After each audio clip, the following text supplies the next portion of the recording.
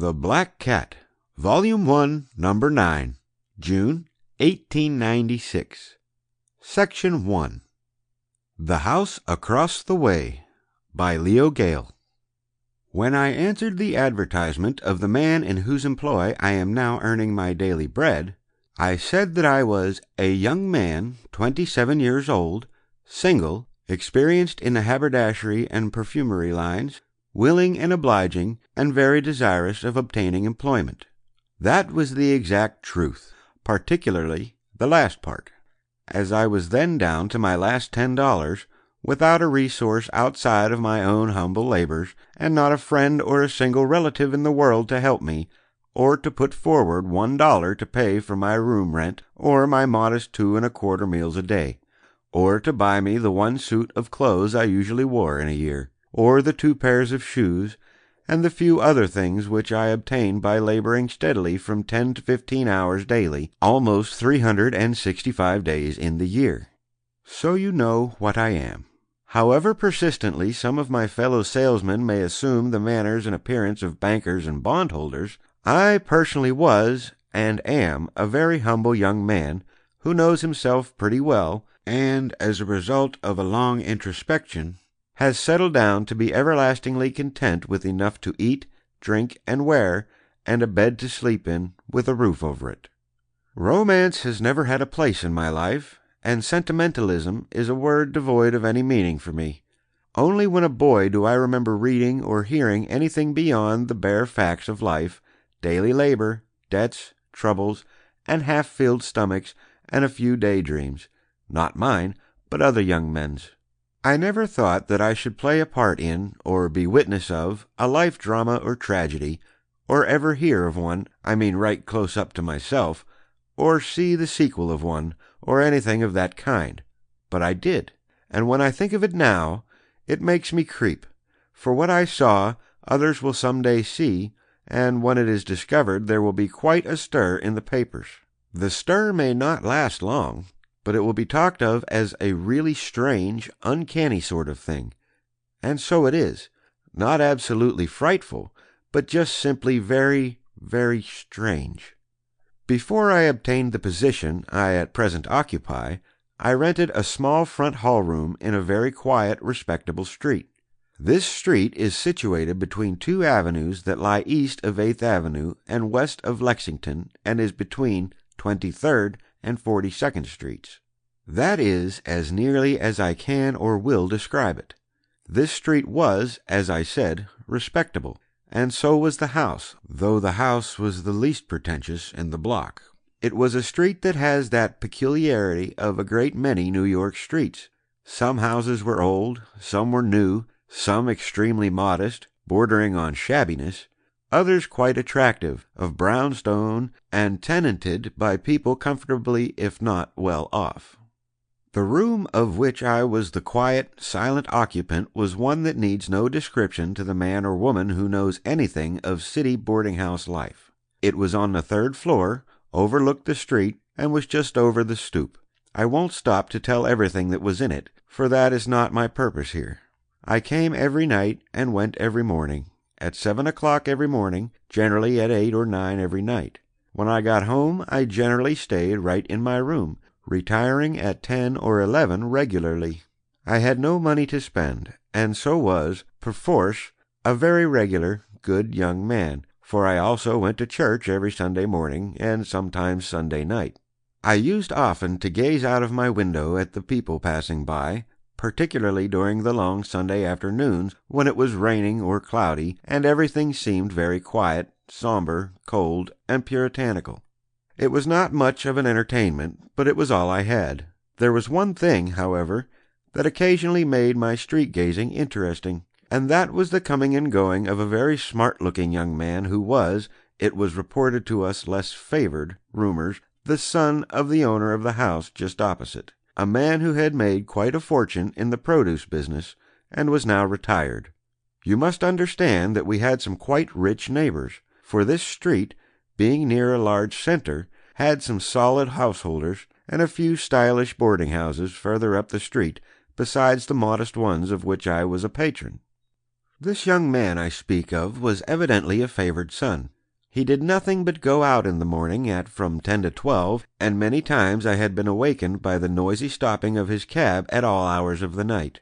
He was a blood, beyond a doubt, and the envy of many of us who gathered at the dining table and discussed this young child of fortune's escapades. For some of us came closer to him during odd moments of the day when he perhaps came into some store where one of us was employed, or when we met him face to face, or passed him in a carriage on some of the avenues.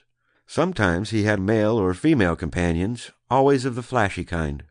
Well, life jogged along for me in the same dull, dry way for some years. I earned the same salary, ate the same sort of food, wore the same sort of clothes, and lived the same sort of life as I had always done and hoped always to do.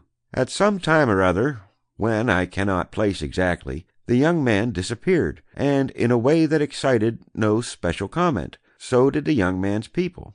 The house was either sold or rented. A new tenant came and opened a boarding house, failed, and moved out. Another one took it, and in time went away. So also did a third and a fourth. Just then our landlady died, and somehow I moved across the street, right into the very house where the young man had lived, but now so long ago that he was but a memory. And as nearly all his contemporaries in my former quarters had scattered, I never heard him spoken of, nor spoke of him myself. The room which my small income permitted was a hall room, on the third floor front, exactly like the one across the street, only just a little bit larger. I settled down in it uneventfully, and so continued to live. The only thing which lent a ray of light to my existence here was the coming of a middle-aged gentleman, and he was a gentleman, who took the small room at the other end of the rather long, narrow hallway, so that when our doors were opened, each could see the other sitting in his little den, and could engage in conversation, if he cared to talk loudly.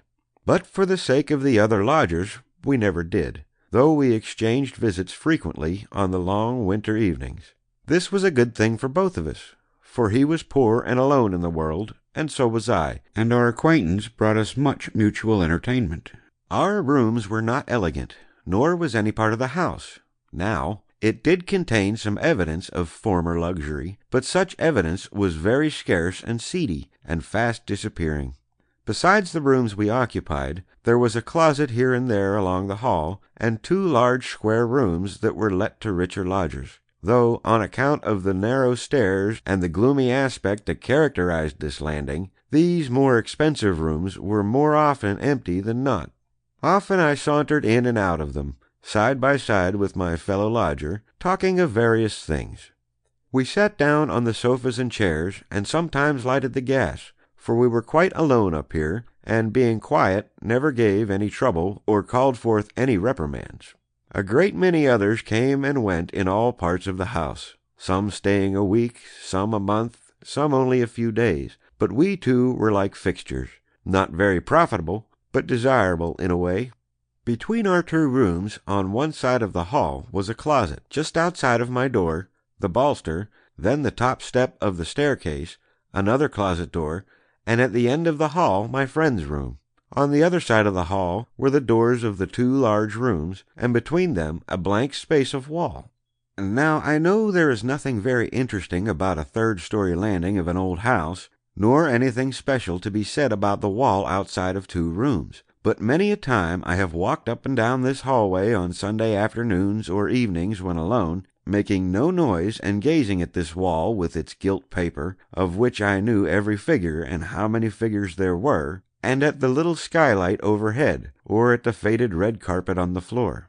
I often went into the front room, lighted the gas, and wandered around from object to object, sat first in one chair, then in another, then in the rocker, and lastly pulled the folding bed down, simply for something to do, or to speculate how nice it would be to sleep in this bed instead of my own. But I could not conceive of such extravagance for any other than a married man. I would go, also, into the little wash-closet, where there was a basin and running water and a cupboard overhead, or into the clothes-closet just next to it, both doors of which faced the front windows. Then I would go into the other large room, at the other end of the hall, and perhaps do just the same thing. I often borrowed an easy chair from one of the rooms, but more often I would sit in one of them, preferably the front, and pass whole evenings reading with my back to the window, at ease in the large rocker, and with the light falling over my shoulder onto the book I was reading. Thus my face was towards the two closets at the other side of the room, and as the doors often stood open, I could, and often did, sit gazing at the blank walls, and for lack of anything better to do, often laid down my book and just sat and stared. A blank mind, you will say. That's true. Outside of my daily labors, there was nothing much else in the world for me, or in me for myself. So I found entertainment simply in staring at a blank wall. In my many goings and comings into these two large rooms, I had often and often done the same thing. I was, perhaps, in these rooms, either sitting down or talking to my friend, as often as 3 or 4 nights in 7. He, too, did exactly as I did, stared and stared, or talked, read, or walked, and stared again at the wall of these inside closets. I had often remarked that there were generally doors in such houses connecting the front and rear rooms. I said so to my friend, but he just nodded. Of course it didn't interest him, or me either, very much just then, and people who are idle often say things of no importance. Time passed on in a humdrum way, and while I repeatedly went into the rooms, the temporary occupancy of either or both from time to time quite naturally put more important things uppermost in my mind.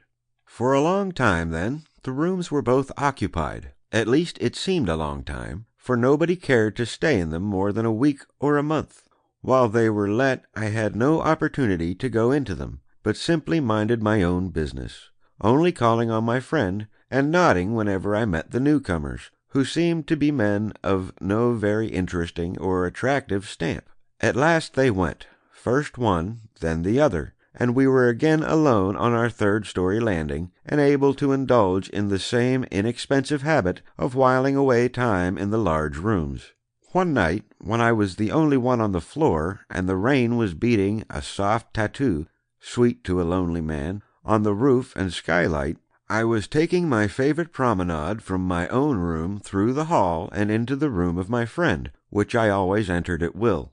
I was stepping out with long strides, my head bowed down between my shoulders, my hands in my pockets, and my shoulders humped high over my chest, in schoolboy fashion, from sheer idleness and laziness. And while I walked back and forth, I was saying to myself under my breath, la la la lum tum tum la la bum la la lum. I did this 2 or 3 times. Quite naturally I continued, ah la, la 1 2 3 4 1 2 3, and so on, indefinitely and quite foolishly.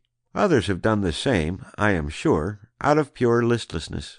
So I went on walking up and down, in and out of the 2 small rooms and the 2 large rooms, thinking of nothing, and now and then counting from 1 up to 20, or any number, till my fancy commenced again on lum lum tum. One of these trips I began to count.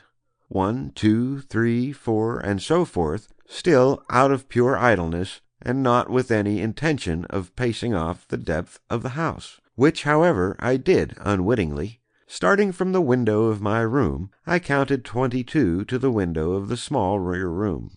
At the time, I made but slight note of this, but on going back I noticed that I counted again up to 22 exactly. That was as far as it went. I counted 22 from front to rear wall of the house. That was all. Then, after a little while, I went to bed.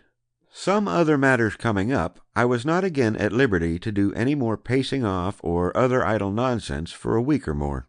Then, as I happened to think of measuring off the 2 large rooms in order to compare their size with my own, I paced from the front window of the front square room to the closet doors. I measured first 6 paces, then, going back, 7. Then once more I made it 6.5, and at last about 8 regular paces of 2.5 feet long. Now, I cannot be sure as to these little details, as I was not doing it with any purpose, but only for pastime. After measuring off my own room, I went back to the large rear room and measured that. I was becoming interested. I counted 8 paces. 8? Yes, 8. No, it couldn't be. I tried again. 7, 7.5, 7, then 8, then 8 again. I knew it must be about 8, at all events. 8 and 8 were 16. I saw that this disparity was absurd, but presently it occurred to me that the wash-closet accounted for the very apparent difference. Only the closet, which I had not taken into account, could not be more than 1 pace in depth, making 17. And I had counted 22 that night in the hall. But perhaps I had taken larger steps tonight. I determined to try again. Once more I paced off the hall. 22. Naturally, I was very much perplexed, but as I was not of a very deep or romantic nature, nothing suggested itself to my mind except that the architect who had planned this house, perhaps 25 or more years before, had made some strange calculations and wasted much valuable space between 2 rooms. That night I certainly did not think of one thing that was not perfectly commonplace and sensible.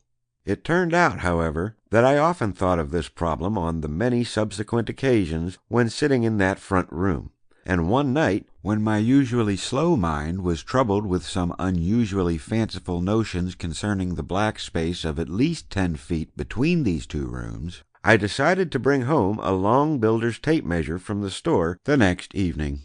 For what purpose or with what end in view, I did not stop to analyze. I was just curious and mystified.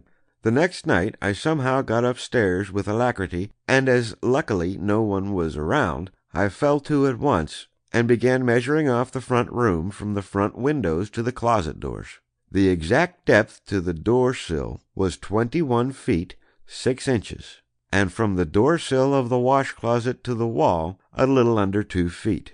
Then I went into the rear room, and found that the depth from the window to the wall was nearly 19 feet. I next went out into the hall, and again opening both doors, found the depth of the house from the inside to be about 54 feet. Here it seemed to me that I must be mistaken. I could not understand the curious disparity. My head seemed to be made of wood. Had I been quick-witted, I should at once have seen that, allowing for all sorts of thick and thin partitions, there were at least 10 or 11 feet unaccounted for between the front and rear rooms of this third-story landing. As it was, nothing of the sort suggested itself to my mind. Indeed, I had done well to get as far as I did, considering that I had not started out with any strange ideas, or with the hope of unearthing any mystery. For a long time I stood in the hallway, holding the tape in my hand, biting my lip, and trying to think what it all could mean.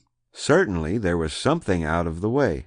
Even supposing that I was quite mistaken in some of my measurements, in consequence of general inability to do more than a few things well, I could not have been more than 2 or 3 feet astray.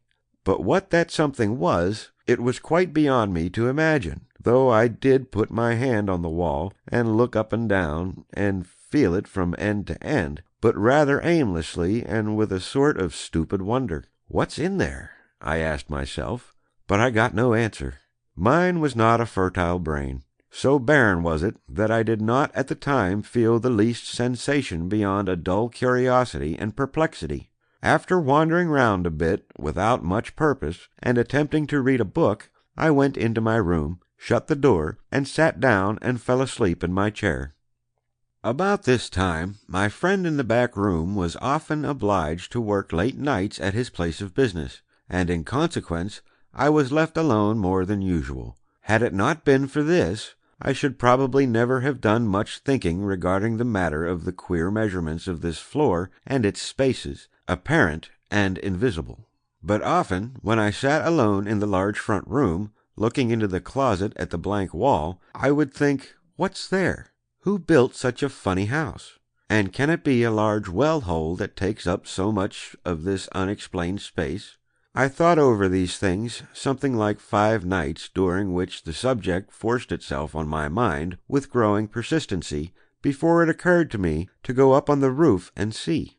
This I did, forcing and fighting my way up through an ill-smelling, black, cobwebby scuttle that had probably not been opened in the memory of the lessee of the house. Fearful of making a noise, a little bit scared by the lonesomeness of my situation, and not knowing, either, what I might come face to face with on my way.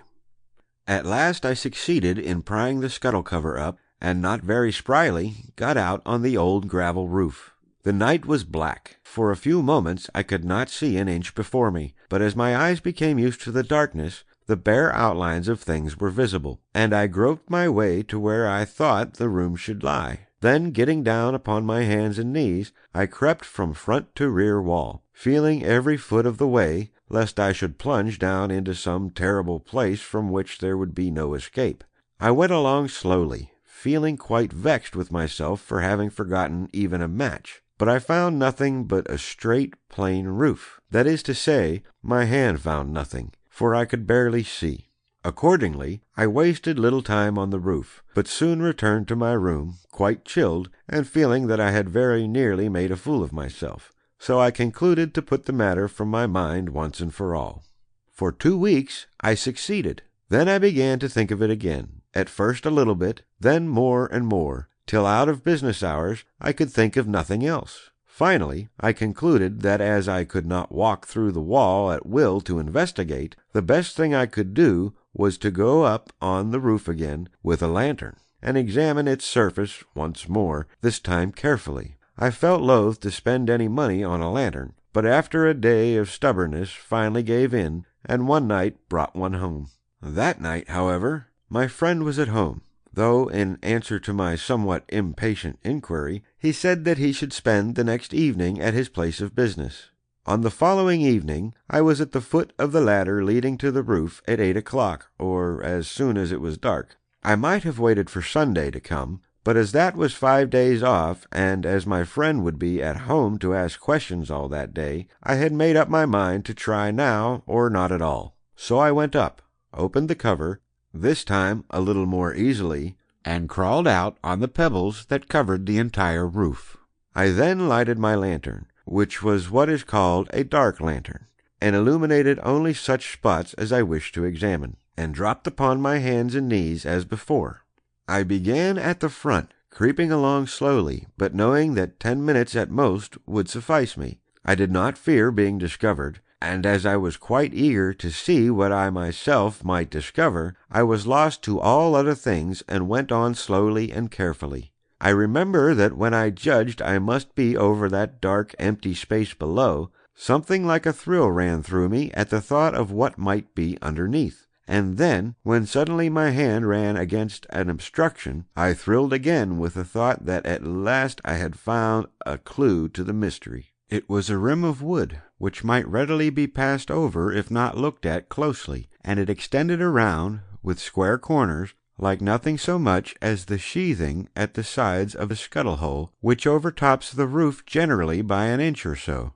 Had there been a scuttle-hole here? And to what did it lead? What did it ventilate? But I could not be sure that there had been a scuttle-hole, only the outline of the hole was there. Still, roofers do not usually put 4 strips of wood meeting at right angles in any part of a gravel roof to amuse themselves.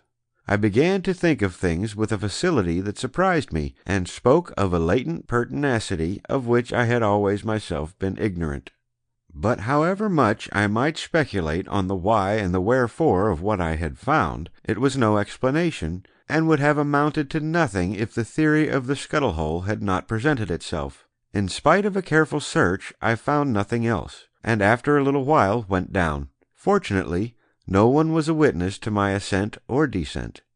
After that I could not get the matter out of my thoughts. With that newly awakened hunger for the unusual which sometimes comes to a man whose life has been woefully void of incident, I began to feast upon speculations and imaginings. A truly childish pastime, I know, but I never was a great man. And so I kept thinking of it, night after night, alone or sitting with my friend in his room, talking of little things or discussing things in the papers, like little people who have nothing to do with big events. I couldn't read now at all. Whenever I made the attempt at my old place, my back to the light that burned right by the window of the empty room, and my face toward the open closets, invariably my eyes would rest on the wall, and for whole minutes I would thus sit without uttering a word. My companion remarked this once or twice, and looked at me curiously, but he had no notion of my thoughts, as I never spoke about the matter to him. It did not occur to me for a long while, Indeed, it did not seem possible until I had thought it over and over and over. To destroy another's property at first seemed unpardonable, but I did at last determine to make a hole in the wall. Now, you must know that up to that time I had no reason for thinking that the state of affairs which I had discovered was different from that which might exist in any old house, or in any of the houses in this row, for which reason it can easily be understood that a man of my nature, unresourceful, and inclined to hold back in anything savoring of an enterprise, might move slowly in such a matter. Had I had anything else to do or think of at the time, I certainly should never have made another move in the matter. But I did at last reach the point where I resolved to make a hole in the wall. First, only a long, very narrow one, such as I could make with a long bell-hanger's gimlet, which had been left lying in the cellar under the store where I was employed. Then I could make another, or 3 or 4, and if I found nothing then, I did not know what I might do. I did not even form the least idea of what I might find. I did, however, procure the gimlet at once, and at the first opportunity set to work. At night, when I commenced to bore, I had never once thought of seeing anything more than a few pieces of plaster drop, or of meeting anything except some hard obstruction, such as a joist or brick. I did see the plaster drop, and so much more than I had calculated that, had it been out in the room itself, I should have stopped at once. But as the little closet was dark, I felt that a hole even 2 or 3 inches wide would not hurt anything, and so kept on. How far I should have to go in I could not tell. At first only the plaster fell. Then I struck something that seemed to be a lathe, but which I got through easily. My gimlet plunged forward without meeting anything, and stopped.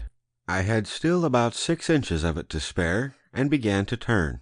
I seemed to be boring into wood, though I was not certain, and kept on twisting round and round, when suddenly the gimlet plunged in again, and I knew I had passed through something more. I drew it out slowly and without any skill, but I only heard some scraps of plaster fall inside, and was no wiser than before. Then for about 5 minutes I rested, disappointed, but somehow half relieved at finding a plain, matter-of-fact, honest wall. I did not know whether to go on or not. Should I continue my foolish quest, I asked myself, or should I go away and cease to destroy the property of others? I did not much care then what I did, but after a while I decided to make just one more little hole beside the other, or about half an inch away from it, and then, if I found I was only making a fool of myself, to give the whole thing up, tell no one about it, and forget it altogether. As I made this second hole, I saw that the plaster fell out quite plentifully, till the 2 holes were about united. It seemed, too, from the way the gimlet acted, as if I had just struck about or near to the hole I had previously made in the lath within. Had I been calculating to enlarge the hole quickly, I could not have done it better. But as the gimlet filled up most of the space, I could only guess at the path it was making through whatever was within, though I fancied that it was penetrating just the same substance as it had before. When it had gone its entire length, and I started to pull it back, I found it was stuck in something, and so moved it about violently, jerking and twisting it impatiently to get it out. At the same time I heard much plaster fall, and a creaking and scraping, as when rats run up and down wildly inside the walls. At last I jerked the gimlet out, and it fell to the floor with a loud clang, for I had dropped it in the first thoughtless impulse of profound amazement. There, right in front of my eyes, streaming out into the darkness of this little closet, was a thin but steady ray of light, just like a bar of gold, distinct and as unmistakably a fact as my own existence. I could only stand gazing at it as rigid as a corpse, for I was incapable of motion. It was there. I saw it, a steady, clear ray of light. From where did it come? I did not know. I was lost to everything but that one fact, that a light was streaming out into the closet from a place which no one knew existed. Then I came to myself with a shudder, and, after making at least 20 attempts, and as often falling back with fear, I brought myself up to the hole and looked within. At the first moment I started back, my hands flung backward up over my head in an attitude of extreme terror, My face must at that moment have been absolutely livid. A thrill of intense and sickening horror tingled at the roots of my hair, till it seemed as if it stood up on my head, and at the same time I felt as if an electric shock ran down my spine, through my whole body, rooting me like iron to the floor. I felt my eyes bulging from their sockets. I could not at that moment have moved for all the wealth of the world, and if my tongue had not been paralyzed like my entire body, I should have shrieked madly. For within the brilliantly lighted room on which I looked, in a large armchair close by the table, there sat, rigid and white and terrible, a man whose black, open and staring eyes were fixed directly on me with horrible intensity. By his side, on a table, lay a shining pistol, and on his forehead was a spot of blood that told the tale of self-destruction. At that moment one thought, one mad desire, to be away from that spot, anywhere so that I might escape from the awful situation into which my curiosity had led me, came to me with such force as to sicken me. Had I been able to move hand or foot, I should have fled away, out of the house, to escape those staring, lifelike eyes of this corpse, with which I was alone in this silent, gloomy place, with only a partition between us, but no bar to save me from the silent, deadly horror that came through the opening I had rashly made, the opening that once seemed so narrow, but now all too wide. While we gazed, one at the other, the awful dead and I, the rigidness that terror lent to me at last gave way, and I fell prone to the floor, unconscious. At length I came to, slowly, but not with any feeling of courage. There was the light above my head, and I knew that within. I scrambled up, and half walked, half stumbled out of the room and closed the door after me. Then I seized my hat and coat, and, with only one side glance at the innocent-looking wall in the hallway, left the house and hurried out to the street.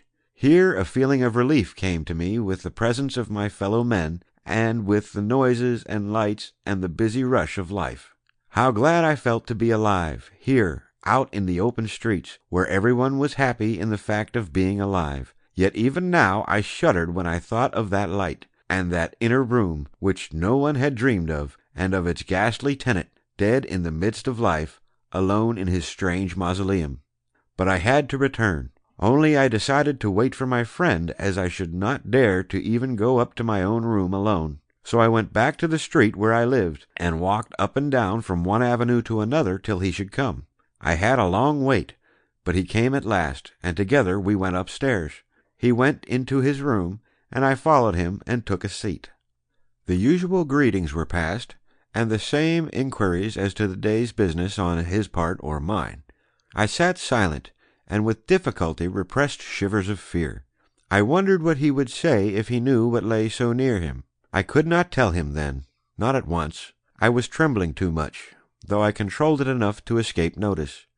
I let him talk on in his pleasant, courteous way. So far I did not know what I should do. I was resolved not to go back into that room again alone, and I knew that I could not go into my own room and sleep. I was on the point of asking him to let me sleep that night with him, but what sense I had left told me that such a request would seem to him ridiculous. But what was I to do? Why not tell him? I was not going to patch up the wall again and leave the mystery within forever. My queer way and occasional shiver, and the expression that must have been in my eyes, at last caused him to ask me if I were not well. He noticed my pale face and mentioned it. I could only stare at him. The horror of it all seemed again to come over me. My teeth chattered. I had jumped up from my chair, but he forced me into it again, asking me if he could do anything for me. "For, Mr. Jones," he said, "you look like a very sick man." "I am sick," I said. "Oh, heaven, if you—" That was all I could get out then, and I sat silent for some moments, while his name was Fleming, was too polite to ask further as to a matter which I must have appeared to him desirous of saying nothing about. He did not know that I was simply overcome and almost too weak to talk. At last, however, I fully made up my mind, and, gathering all the strength I could, in broken, disconnected sentences, I told him all, or not all, but at least the outline of the thing. He simply sat still and stiff in his chair. When I had finished, he said not a word, but just sat as still as ever, looking at me in silence, till his eyes seemed so like those others that I sprang up, crying, Don't look at me that way. I can't stand it. I'm not a brave young man. You look like him." He at least was braver than I. Recovering himself, he got up, and putting his hand on my shoulder, said, "Jones, it is all strange, very strange, but possible. It is one of those things that happen now and then. Come, let us look. I want to see for myself. Then, when we come back here, I'll tell you what I know about it." "What you know?" I stammered, almost shrieked.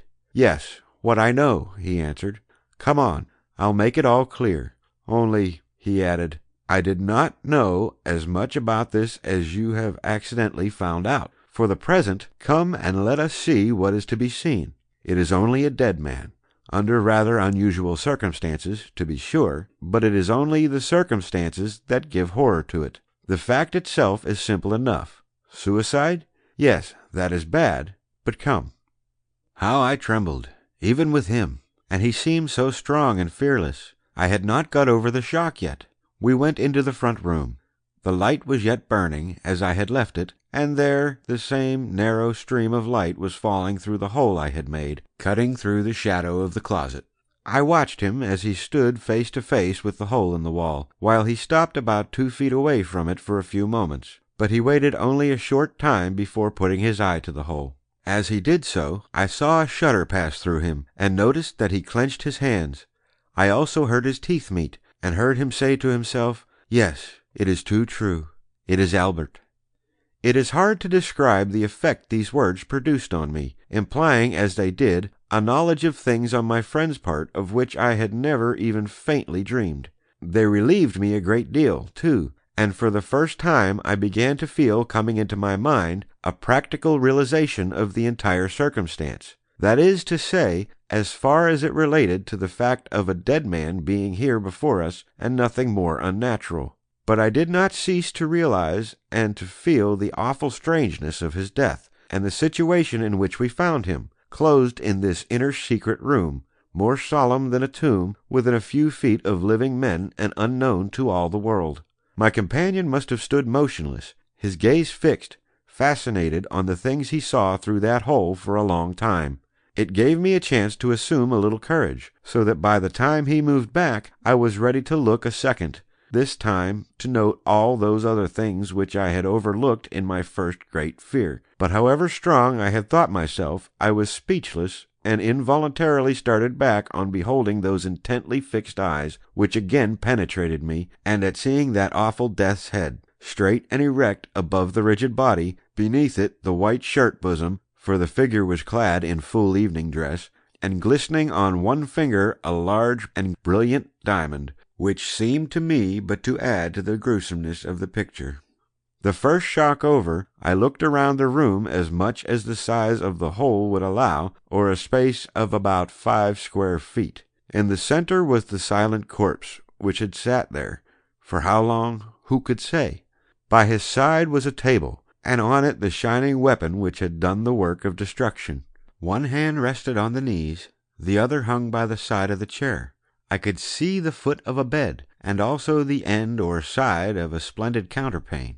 Also I could catch a sight of a rich carpet at the far corner of the room, and part of a walnut dresser. And strangest of all, above the head of the man, the gas burned brightly and steadily, with just that little occasional flicker when the air passes through it out of the pipe. It was so strange, so passing strange, that I too looked and looked, not able to move away from the secrets of this hidden room, which fate had given up, with its awful tenant, once more to the sight of men. When I did draw away, after turning again and again to take a last look, we both gazed at each other a long while without speaking. What could we say? Astonishment was still in possession of our senses, and what words were to follow between us had not yet come to our lips. Silently we again looked, first one, then the other, then again and again, while the stillness was unbroken by the least sound throughout the house. Only the corpse sat there, while the gas burned over his head, and we, at the other side of the little hole in the wall, stared repeatedly at the man within as long as we could endure the fixed regard of his eyes. At last we both moved away, but my friend, bethinking himself that others might discover the mystery, went back. I saw him take up some pieces of plaster, and, after wetting them in the wash-closet just by, place them again in the hole. He then went into his own room, I following closely after, and brought back with him a bottle of mucilage. With this he fixed and patched the broken wallpaper over the crack again, using some pieces of matches to fill the chinks in the plaster till the hole was entirely closed up and concealed. "This is only temporary," he said to me. "Tomorrow I am going to close this up better, and I am going to hire this room before I leave the house in the morning, and lock the door after me. No one must know but you and I. Now, will you come into my room? I want to tell you something." If he had thought I meant to leave him for an instant that night, he was mistaken. I meant to stay with him on some pretext or other till morning, when I could think of some plan of being with him or some companion every night, or of getting out of the house entirely. I did think this last idea the best, and was already planning how to escape the result of what I had brought on myself. Meantime, I went with him to his room after he had locked the door of the large front room, putting the key in his pocket, and after I had closed the door of my own room. I certainly intended to cling to him closely, and so, after sitting down, I shut the door at his request, and looked at him. He took his time, however, though I could see his face was white. I think he was trying to gather himself together, because his hand shook, and his face wore a very grave expression, and he walked back and forth a few steps for some moments nervously. At last he sat down, and, looking straight at me, said, "I know that young man in there. His name is, or was, Albert Clements. His father once owned this house, and lived here with his wife and that boy. There were no others, the other children having died." A light had been stealing upon me. The memory of a face I once knew so well, from seeing it so often, came before me. "Heavens!" I exclaimed. "I knew him too, at least by sight. Why, it's a great deal more than 5 years ago. It's nearer 10, when I lived across the street and used to see him go in and out of this house. We all knew him, we young fellows who boarded over there. Can it be possible?" "It may be," my friend answered. "Indeed, you are right. He did live here about that time." "But you, I cried, "who are you? Or in what way were you connected with this tragedy?" "I," he replied, "had no connection with this suicide at all. I was, in fact, a sufferer too, from the circumstances that led up to it. I am going to tell you the whole story from the beginning. To commence with, I was the partner in business with this young man's father. I knew him well, not only in a business way, but as a friend, for we had grown up as boys together in the office of a produce broker a good many years ago. Pardon me if I grow reminiscent, but I can't help looking back to those days long ago when Charlie Clements and I were happy, careless boys, and now... But we grew to manhood and started in business together. We prospered till we were both quite well-to-do. During the days of the Civil War, when we had barely begun, we made a great deal of money. Our house continued in business for many years. You must know that I am not a young man, nor even a middle-aged one. I am getting old now, though a good constitution is helping me to keep off actual infirmities. Well, when Charlie Clements married, it was to the girl we both loved. That is the reason I never married myself. But I remained his friend, and he mine, and time passed. They had 3 children, but 2 died, and only the youngest, Albert, I saw him shudder, and his eyes moved towards where that man must have been sitting then, only Albert was left. Then they came to this house at about the time Albert left college. The boy didn't go to work. He had evidently learned too much of the softer side of life, and his father, as some men will do who have had to work hard themselves, seemed never to make up his mind to compel his son to earn his living. It was a fatal weakness. The boy grew willful and wild. What is the use of multiplying words? In time he became uncontrollable. It took perhaps 5 or 6 years to make him an utterly worthless, luxurious man about town, a rich man's son, whose father paid all his bills. There were some very heavy ones, too. His parents idolized him, and so, no matter what he did, his father backed him up. I knew nothing of it, not then. Business seemed to go along the same as ever, though I did notice that my partner was getting old very fast. That, though, I thought was but the effects of a lifetime of overwork. Had I known what was taking place, I might have stopped it, or made the attempt at least, or I might have protected my own capital, at all events. I could not imagine that my partner was using the firm's money, but he did come to do that in time, for his own was all gone. You see, his son spent so much that the old man went into Wall Street to recoup, but he only lost still more, with the result that he had nothing left of his own, and he had to have money in one way or another. I don't believe he ever meant to misuse mine, only we had been so long together, he must have come to regard everything in the business as our common property. Besides, he was getting old. Care was making inroads in his mental health as well, and he must have been desperate.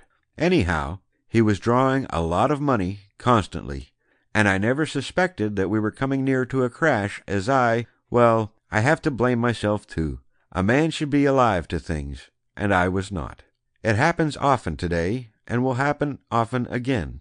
Well, after Albert Clements had gone on in this way for a number of years, he met a woman, one of those creatures for whom a man would go through the plagues of hell. You might expect that a man who had for years been accustomed to the society of women would be proof against the wiles of a creature whose charms, perhaps, lay in a brighter eye than the rest, or a redder mouth, or a quicker wit.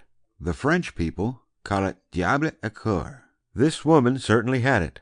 I saw her once, only once. She was certainly beautiful, but the young man having come under her influence was beyond redemption. His excesses had been mild before compared to his habits now, and excesses, I believe, lead to insanity. Plain, unmistakable madness. I am sure Albert Clements had become insane. To have reasoned with him now would have been utterly futile. He was lost to shame, honor, decency, everything. And so his poor father and invalid mother, after they had spent a fortune in paying his debts, were threatened with absolute beggary. Our business went under. I, too, was a poor man. Clements begged me on his knees to forgive him, and his wife nearly went mad before my eyes on that occasion. The boy, he was not at home, had been away with that woman for a week. They couldn't tell where he was. As for me, what could I do, or of what use was it to reproach this poor old dotard, the friend of my youth? I forbore, too, for his wife's sake, and that day I left their house, this house, with only a few dollars in my pocket, and my good name gone forever. Somehow, all the sense and reason in my nature, and also all the good, all the godliness in me, must have come to my aid then, for I braced up wonderfully, and went to work for $10 a week. I remember knowing a man who lost in one day $100,000 in speculation. He is as happy today as a poor man as he ever was in affluence. Well, I lost sight of Clements for a few months, and what followed in this house I did not know, till one day he sent for me, and told me what had taken place, and what you and I have looked upon tonight. It seems the son had that room fitted up from some whim, as it was a dark inside room with no windows, and only a small scuttle to ventilate it. I had been in it only once, by chance, and so knew nothing of its situation. He used to come here to sleep, as he said it was a room to which no sound penetrated. This I did not know till Clements told me when he sent for me after we had parted, and up to tonight I did not know positively that it was this room he meant, as he did not describe it accurately, and from my having been in it only once before for a moment, I did not fix it in my mind. However, my former partner sent for me, as I said. He was nearly gone. He had left this house and moved to a dingy little place far uptown, on the extreme west side. I found him lying on his bed, and knew he had not long to live. When I had seen him last, he looked like an old, broken-down man, but now he was literally drawing his last few breaths. His wife was dead, killed by the shock of her son's suicide. The young man, so Clements told me brokenly, had gone to this room after coming home at the end of that week when I had last been in the house.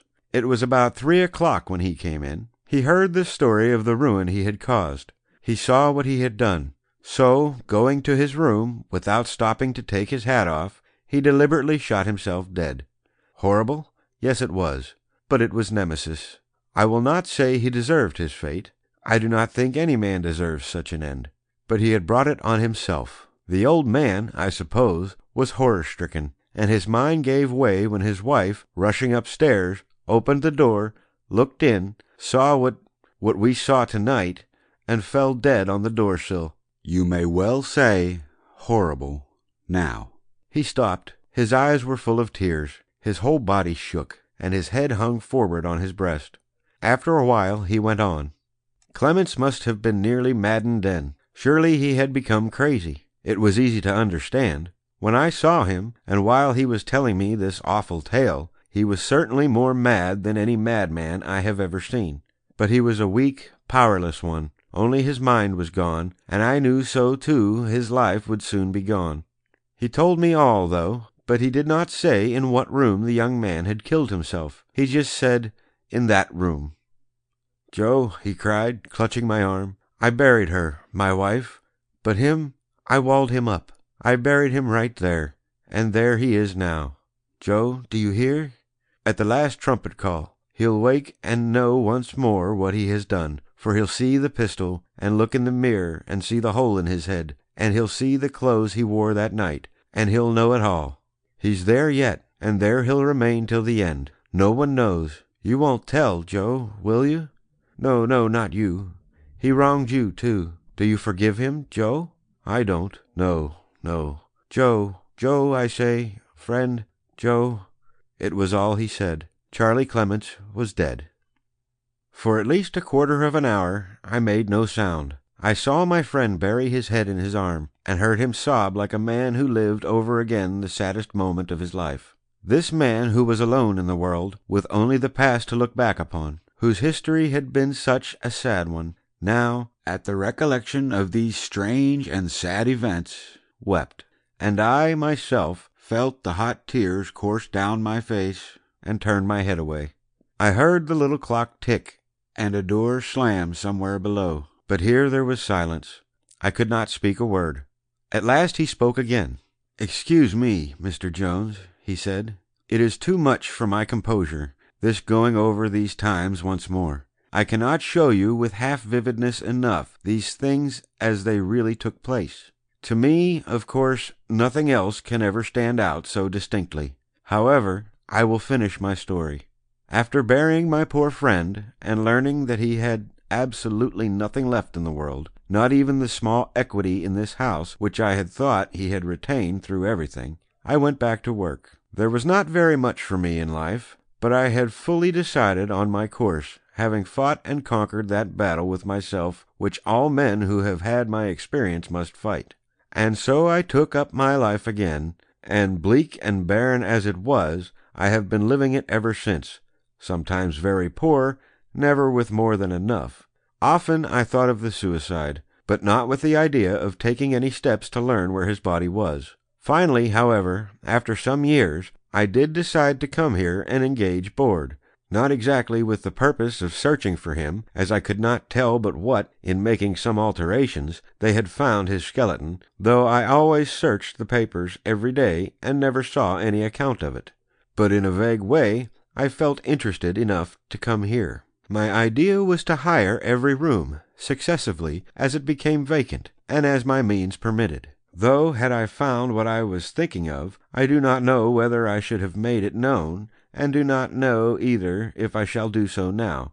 And I exclaimed, shall do nothing at all. I leave it all to you, though I think it best for us to remain silent. What good can it do? I have no desire to gain notoriety, or perhaps get into trouble, if only for a short time.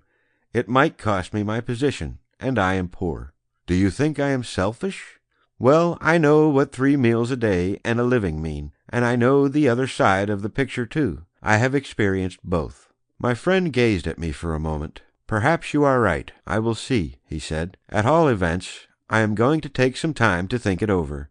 I have discovered what I had in view so long, though before I expected it, and in a way I did not calculate on. It did not occur to me that there was a room unaccounted for on this landing. How did you find it out?" "In the simplest way," I replied, and then gave an account of the chance by which I had discovered the disparity existing between the measurements of the hallway and the two large rooms, and the length to which my curiosity had led me. "Had I known what I was about to look upon when I made those holes," I concluded, "nothing could have induced me to do it. When I did see it, well, I don't mind telling you, I fainted. Those eyes!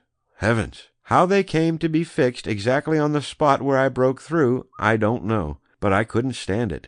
I just rushed out and waited for you. If you hadn't come, I certainly would not have come up here again. Oh, it is horrible." As I finished, I put my hands up to my eyes, as if to shut the dreadful sight out from my vision, but in vain. I can see it now as plainly as the first time that night. I always shall. "It certainly is a marvelous occurrence," Mr. Fleming said. "I cannot, though, account for the gas burning all this time. I suppose the boy's father left it burning, so that at whatever moment the trumpet should sound, he could see himself as at the time of his death." "And," I said, "I suppose, the room being air-tight, the body has been preserved." "But," said my friend, "a light cannot burn without air. Only, I presume, just air enough got in, some way, to permit of the existence of the flame, but not enough to corrupt the body, only just sufficient to dry the skin, and in a way mummify the corpse. Ah, it is strange." And when I look back, he did not finish, but became silent in thought. We had said all that was to be said, and now could only think in silence of this weird life story and its astonishing sequel. All that night we remained together, sitting in my friend's room talking, in our chairs. The next day Mr. Fleming took the large room. In fact, we both took it, for I have found a lifelong friend in him whose fate was joined to mine in so peculiar a way. Long since we moved out of that house, having removed every sign of the hole which had disclosed so much to us. But the discovery of the unknown and unsuspected mystery we leave to time and other men, for my friend will not undo the work or defy the wishes of the friend of his boyhood, and I am content. End of Section 1. Recording by Narrator J.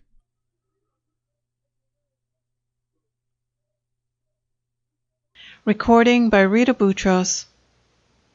The Black Cat, Volume 1, Number 9, June 1896, Section 4, the second edition, by Gake Turner. "How are things going?" asked the city editor as he came in at 6 o'clock that evening. "Rank," replied his assistant. "No end of cranks. This room's been a regular gibbering lunatic asylum all the afternoon. First one fellow came in with an electric fly killer, and then another with a bicycle sidewalk cleaner, sort of a snow sweeper, and another had a patent compressed food pill, and there were several hundred men with communications to the editor. I'm all wasted away standing them off. That epileptic patient was up again, too, threatening to have a fit on our nice clean floor if we didn't put in a correction for him. He's the worst of the lot. He's a cuckoo, he is." "What does he want now?" queried the chief. "He's had one item." "That's what I told him. I said he'd been arrested for stealing and we'd publish the fact, and that when the police released him we published that too. What else did he want? But he seemed to expect us to pledge ourselves to the dear public that he was innocent. Then I told him we hadn't said he was guilty in the first place, and in the second place the police thought he was guilty, only they couldn't quite prove it. Anyway, we couldn't be expected to get out a 14-page paper every day vindicating him. Oh, we got quite heated up over it, had a regular joint debate on his previous record. I rather thought he'd be here when you came in, but by and by I tired him out, I guess, and he left. He wanted to know if the office was open this evening. I told him yes it was, till 4 o'clock tomorrow morning. Considering we were a morning paper, we generally had to keep open nights. It was 3:55 a.m., and the telegraph editor was cursing the newspaper business for the 111th time during the night. All of it was bad enough, he assured himself, but it was ghastly human sacrifice to compel a man to spend a large fraction of his life waiting 2 hours every morning after good night had come over the telegraph wire, to prevent a scoop on an impossible piece of telephone news. He rattled the waste copy and newspapers before him off on the floor in an indiscriminate and wholesale attempt to clear up for the next day. The yellow glow from his electric lamp, hemmed in by its green paper shade, shone down across his face and made his desk a little island of golden light in the big black newsroom. The monotonous ticking of the old office clock filled the empty space with its exaggerated noise. Outside he heard the groups of compositors, as they were discharged, go laughing and clattering down the stairway until their noise died away in the lower stories and disappeared into the street. After a little silence there was another step that he couldn't account for, a peculiar shambling step, evidently directed upstairs. Probably he thought it was the janitor, or one of the compositors who had forgotten something and was coming back, only it didn't seem like the janitor's walk, and the compositors seldom took that kind of gait when they were hurrying back. The strange step passed directly by the composing room and into the editorial hall, and the big glass door slammed after it. It wavered and stopped at the local room, and then, after a moment, continued down the corridor, hesitating from time to time as its owner shook violently at the doors of the editorial writers' rooms. And then at last it passed on by degrees until it stopped definitely at the threshold of the newsroom. "Where's the editor?" asked a voice from outer darkness.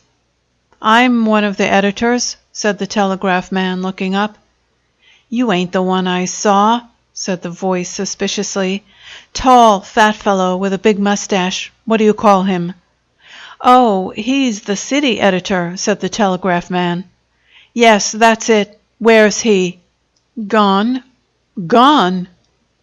The stranger had come up into the penumbra around the electric light. He was a tall, thin man in a slouch hat and a pale brown overcoat.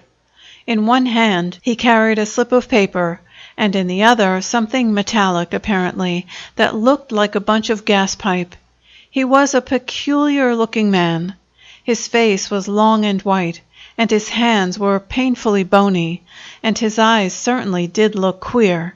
He had the air of a person who wanted something very badly and had made up his mind to have it very soon. The telegraph man sized him up for a crank. "Yes," said that functionary, "he's been gone for 2 or 3 hours." He began to get up and reached out for the lamp, hoping to shut off debate simultaneously with the light. "Hold on," said the stranger, with the air of one having authority. The telegraph editor was a little man whose best stock in trade in a heated argument was always discretion, and the stranger loomed up indefinitely above him. After a second's hesitation, the editor decided to reason with him. "What do you want to have done?" he said. "I've got a correction here you've got to make," said the stranger.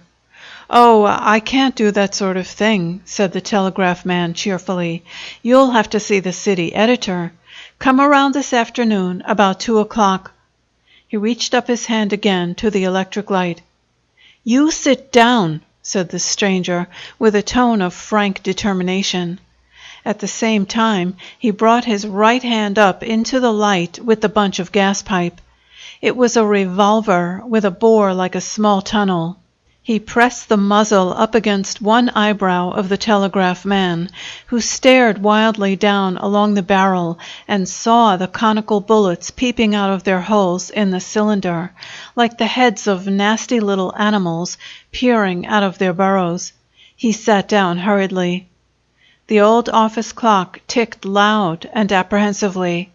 Outside in the hall, the foreman of the composing room and his assistant closed the rear of the procession of compositors and left the telegraph man alone on the floor with his visitor. The silence was very impressive. "I ain't coming up here again," the stranger said finally. "I've come often enough already. I've been thinking this thing over all night long, and now I'm going to have it in the paper tomorrow, and it's going to be in to suit me this time. I've written it out myself. Here, you read that. That's what I want." He let down his revolver with his right hand and brought up the piece of paper in his left. It was a dirty sheet, torn out of a blank book apparently, covered with coarse writing in a lead pencil and blurred and dirty with erasures. The telegraph man lapped off his lips a couple of times and began to scan the paper obediently. This is what he read. "The hell-brats of the law say that Mr. Abel Hoffenheimer is a thief. They lie. He ain't a thief, and they know it. But still they hold him, and they throw him into loathsome cells, and persecute him always with their deadly hate. They have their reasons for doing what they do. There is a conspiracy against him, a blood-red, stony-hearted, hell-fed conspiracy. We know what it is, and who made it, and they would hound him to his death if they only could. But let them beware. We know what, but we ain't saying. Only this much. Their time will come. As for us not wanting to do no man no injury, we go down on our knees, and we lap the dust before him, and eat all the words we have wrote about him." "That's it," said the stranger appreciatively, when the telegraph man had quavered through this text. "Now, what do you call your head man? The boss of the place, I mean." "Managing editor," responded his victim meekly. "What's his name?" queried the stranger. "Mr. Penfield."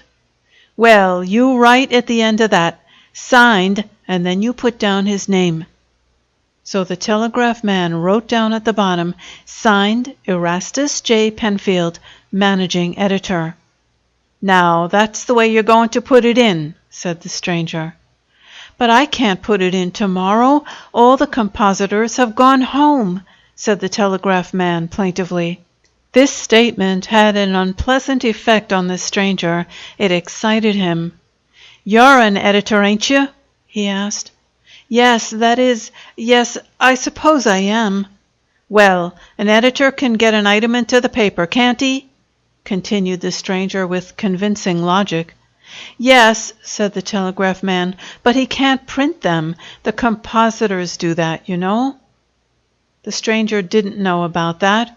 All he knew was that the correction was going in, and if there wasn't anybody else to do it, the telegraph man would have to do it himself. "But I can't print."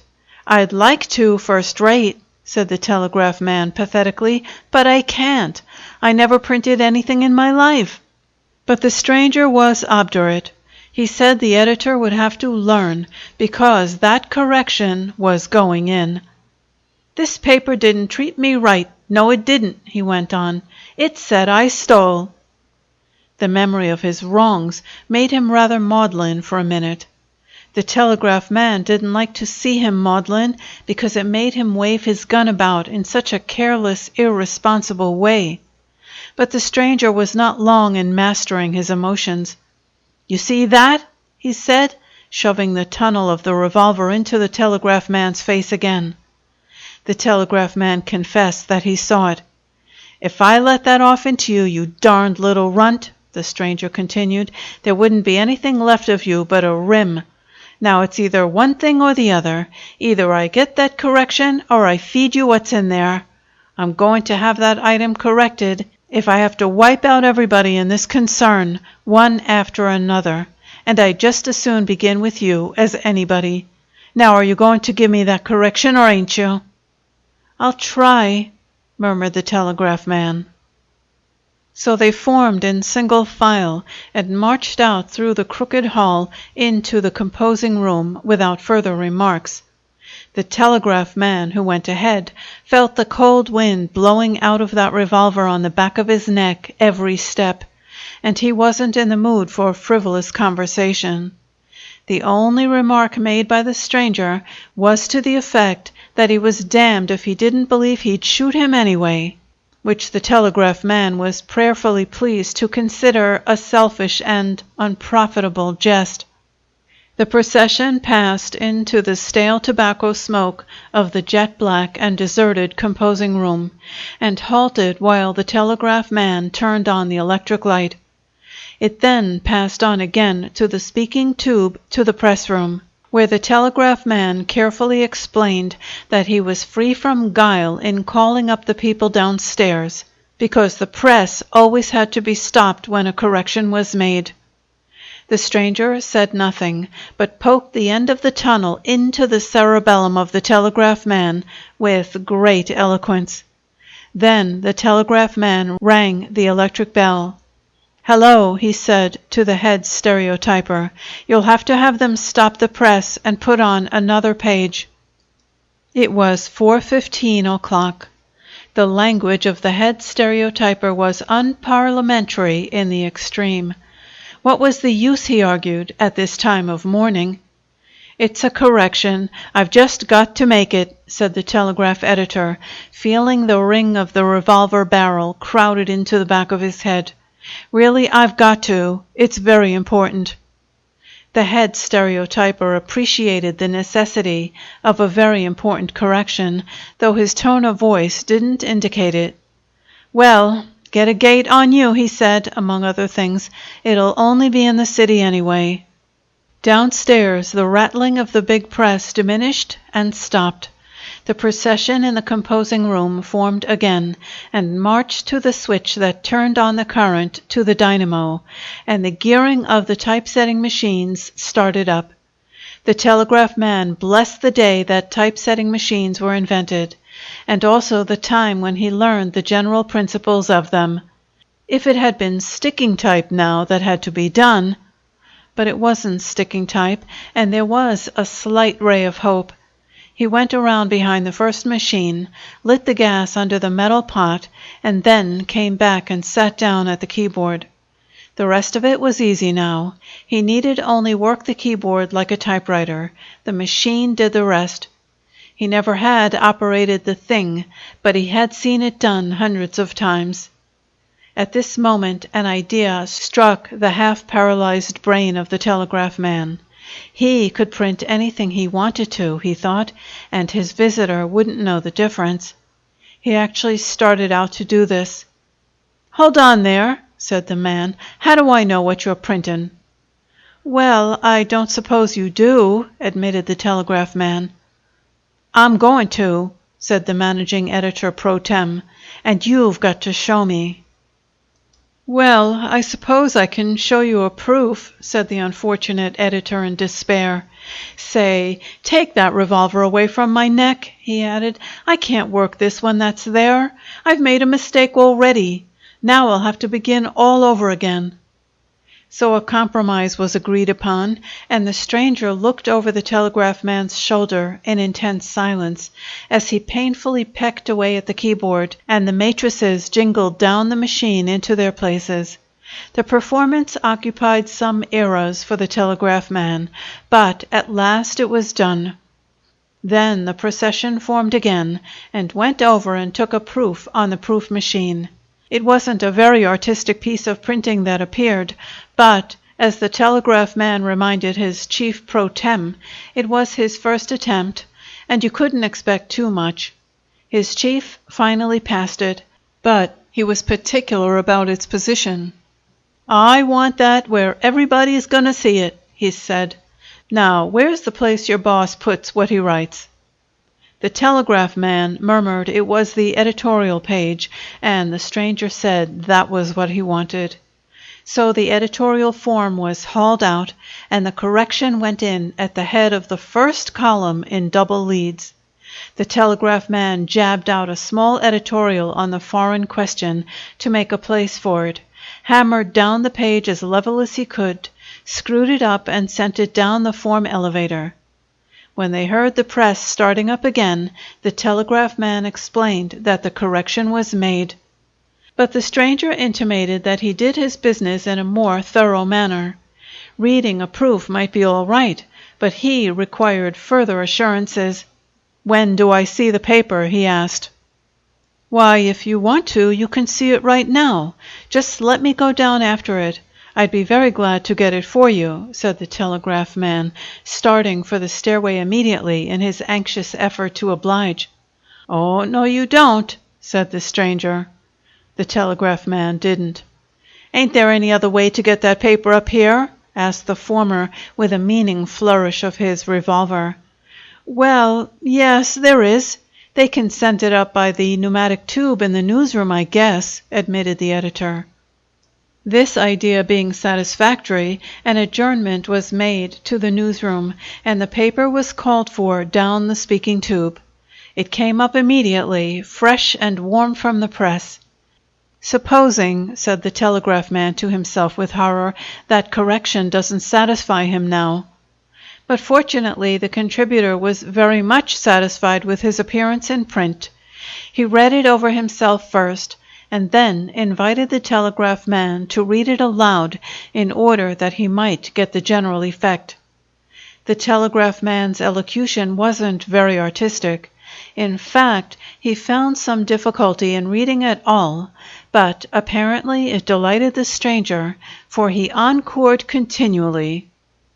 Indeed, the telegraph man had floundered through this bit of unique journalism a dozen times, and could hardly wag his tongue when his guest was finally satiated.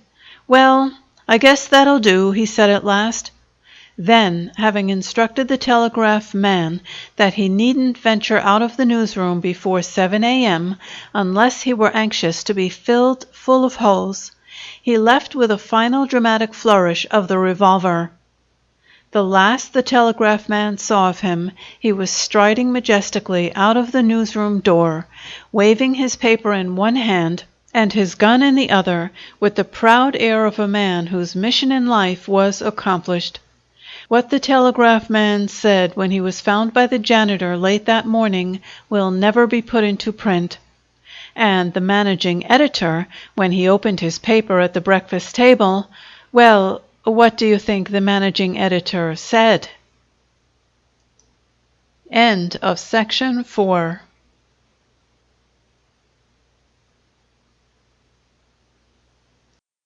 The Black Cat, Volume 1, Number 9, June 1896. Section 2, Mrs. Sloane's Curiosity, by Mabel Shippey Clark. A scene of embarrassment was in progress in Mrs. Parker Sloane's library. Mrs. Sloane was very much a woman of the world, yet it was evident that there was an undercurrent of feeling beneath her air of calm attention. The young man before her, though usually of enviable self-possession, wore an expression approaching guilt. The fact was that Mr. Sims, Mr. G.F.S. Sims, North Carolina, his card read, in the generous style in which Southerners imply that they are known throughout their state, Mr. Sims was asking Mrs. Sloane for the privilege of marrying her daughter. And Mrs. Sloane very properly had asked him several questions, one of which he had declined to answer, hence the strained situation. Not that it should be inferred for a moment that so practical and far-seeing a person as Mrs. Sloane had not made investigation anent Mr. Sims and his position, financial and social, long before his ardor had reached the present crisis. Left for many years a widow, she had proved herself an excellent woman of business, and when young Sims became devoted to Natalie, she had, as a matter of course, written to a lawyer in the town from which he came, and asked certain questions which she felt sure that Mr. Sloane would have asked had he been living. The reply had been satisfactory. G.F.S. Sims was the only child and heir of McCrae Sims, a man rich, philanthropic, and eccentric. Mr. Sims had left his son this, that, and the other real estate, valued at an amount that would have gone far to content Mrs. Sloane had his social position been not so satisfactory as it was. She knew, besides, that he had come to Boston well introduced, was a member of 2 good clubs, was good-looking with the dark hair and eyes that Northerners think is more typical of the South than is true, and was well-read and altogether a desirable match for Natalie. Of course, Natalie knew nothing of her mother's researches. She had been asked to be the handsome young fellow's wife, and she had said that she would if Mama was willing. There was a look in her blue eyes, a look strikingly like her mother's, too, that said that she would even if Mama were not willing. And now this painful interview.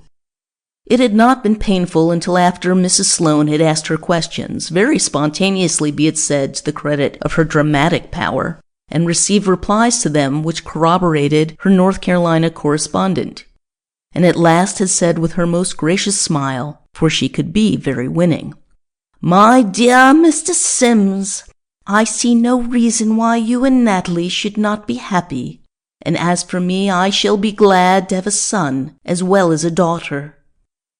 Sims had beamed upon her, and had thought her charming with her fine figure and snow-white hair rolled high above her still fresh face.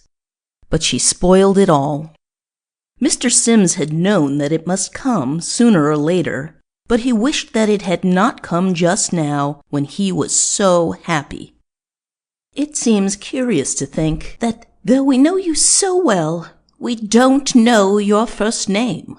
What am I to call my son? Mr. Sims flushed, but answered without hesitation. My family and my intimate friends have always called me G. G.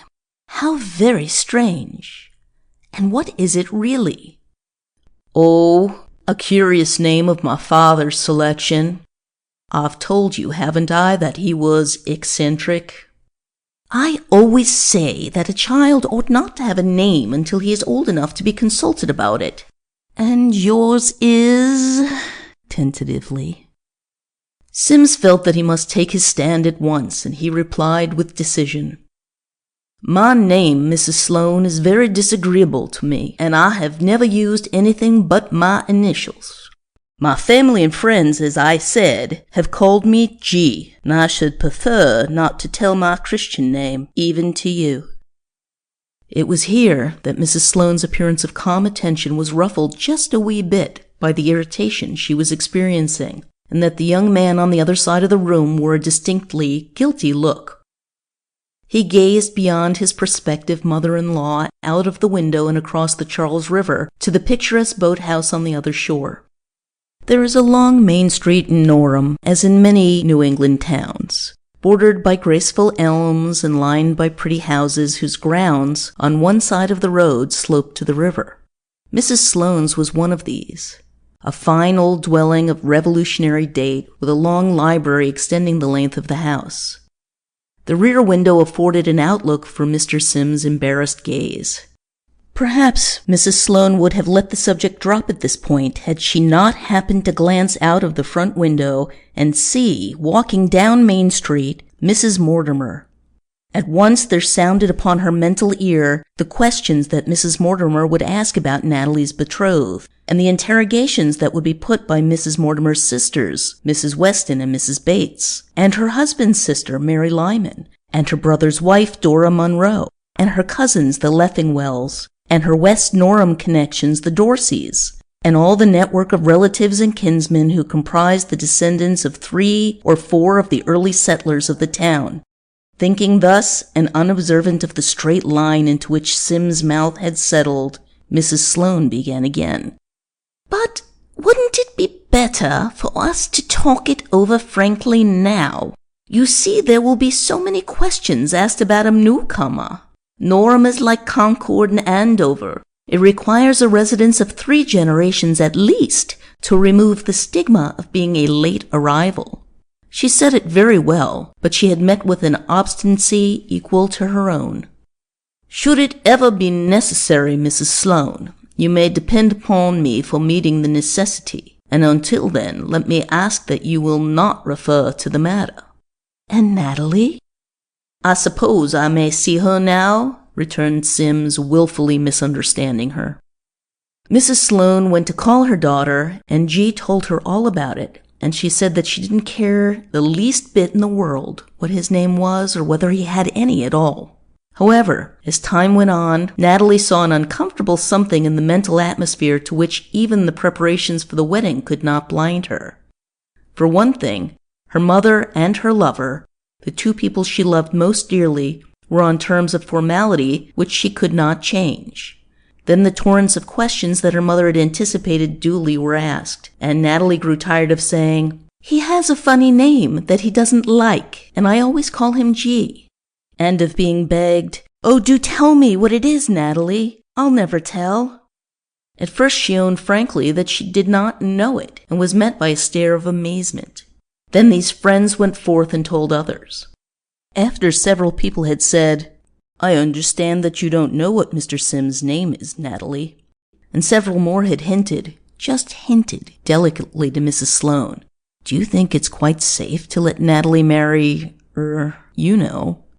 And after Mrs. Sloane could endure it no longer, and had given her daughter a sound scolding for the delinquencies of her lover, it was after all this that Natalie told G all about it, and cried out all her worry and annoyance on the shoulder that its possessor hoped would bear her burdens for her evermore. "Now listen, sweetheart. I'll tell you this miserable old name, and you can tell your mother and everyone else if you like that you know it. But what it is, I don't want you to make known to anyone at all unless I give you permission. Will you promise?" "Of course," Natalie promised. Then G whispered to her, "Oh, G, not really? That's awful. Oh!" And the young girl sat aghast, looking at the man she loved as if he were a living curiosity. "Isn't it a howler, pet? Do you wonder I don't use it? How do you think your mother would like it?" "Can't you change it, G?" "My dear, it was given me by my father, a good man but extremely eccentric. When as a boy I rebelled against it, he declared that if I gave up my Christian name, I gave up my family name as well. And as I love and respect his memory, as I loved and respected him, I shall continue to bear the name he gave me, though it has proved and still will prove a great annoyance." Naturally, it was not soothing to Mrs. Sloane to know that her daughter knew a secret that she did not, even though it concerned Natalie more nearly than it did her mother. Her curiosity was aroused to the highest pitch. She wrote to the lawyer in North Carolina with whom she had corresponded before, but from him she received no reply.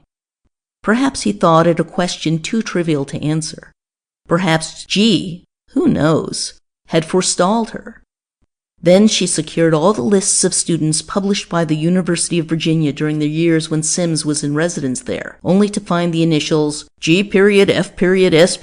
and not the full name as a reward for her search. Sims had had a hard struggle with the authorities for 4 years about those catalogs, and had won his case only by refusing absolutely to tell his name.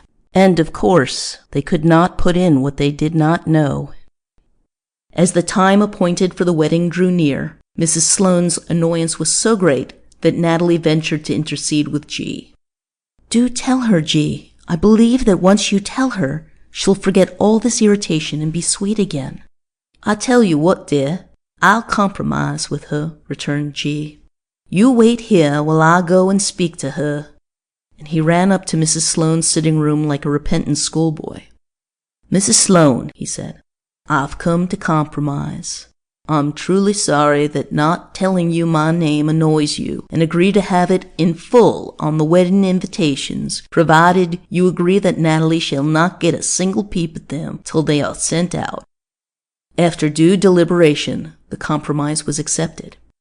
Mr. Sims visited the engraver after the cards had been ordered by Mrs. Sloane, and at the proper time the bundle came home. Mrs. Sloane did not disguise her eagerness to cut the strings, and hastily seized the uppermost sheet.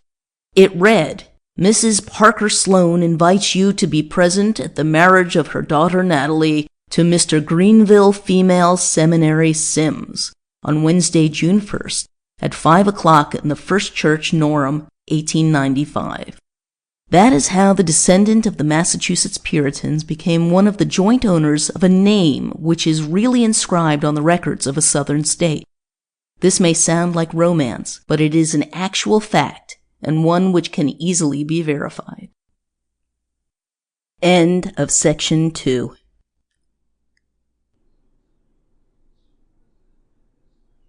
Recording by Julie Verks.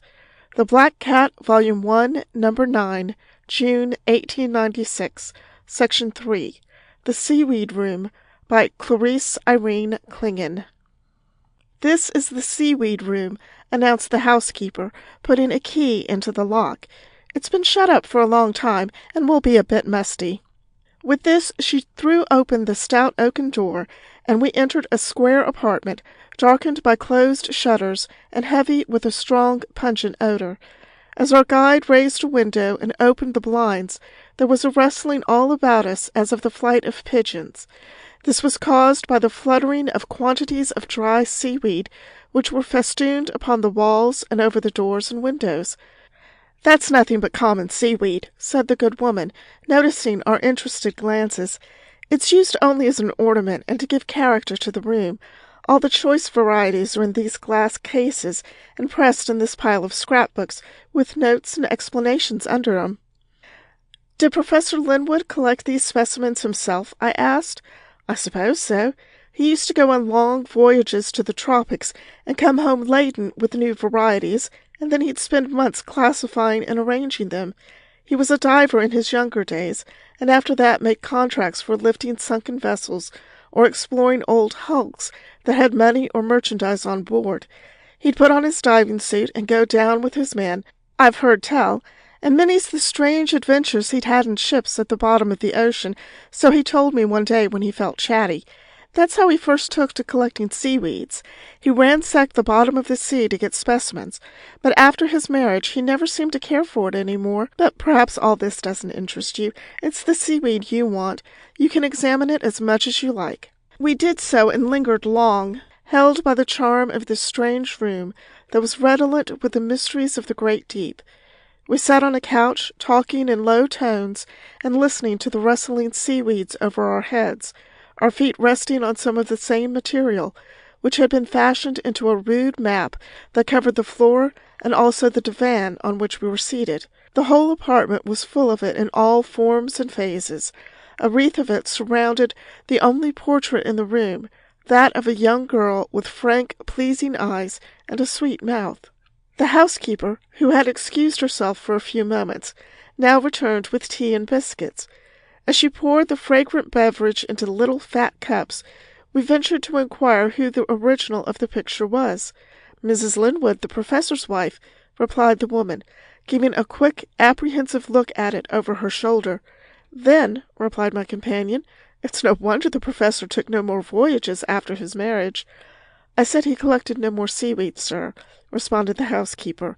"He made one voyage directly after his marriage and took his bride with him. The vessel was wrecked in a terrific storm, and only a few of the passengers were saved. Mrs. Linwood was among the lost." "That was an odd coincidence, that she should be lost and he be saved," I said, half questioningly.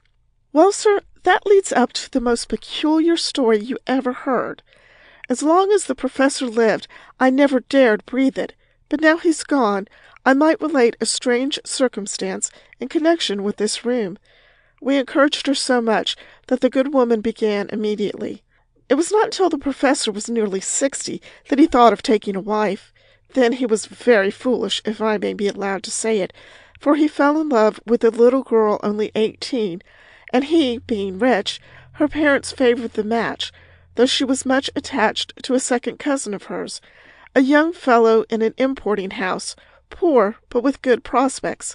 And as luck would have it, this cousin was on the same steamer that took the professor and his bride to China, he going there on business for his firm. It must have been hard for the two poor young things to be doomed to such a long voyage under such circumstances, especially as the professor was of an intensely jealous disposition, and forbade his wife to speak to her cousin.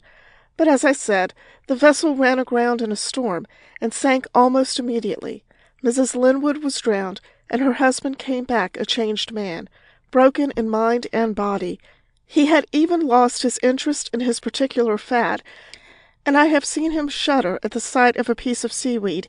He locked up this room, and I never saw him enter it again except on one notable occasion." "What was that?" inquired my companion. "Well, you see, not having his scientific studies to take up his mind, The poor man became very lonesome and morbid. He never wanted to be alone, and must needs have a house full of company the whole time.